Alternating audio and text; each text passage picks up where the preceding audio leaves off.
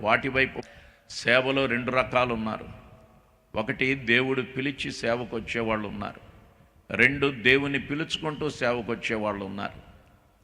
వీళ్ళిద్దరికీ తేడా ఏంటంటే, దేవుడు పిలిచి వచ్చిన వారు ఏ సమయంలోనైనా దేవునికి అందుబాటులో ఉంటారు.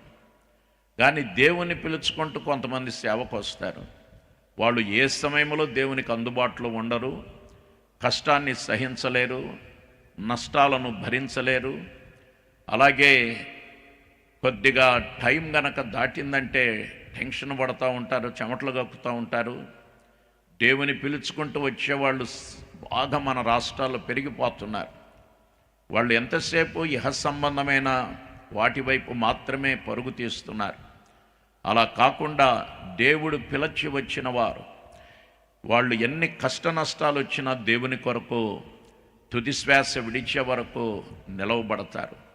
మనం దేవుని కొరకు మండాలి, మండించేవారుగా ఉండాలి. ముగిస్తున్నాను.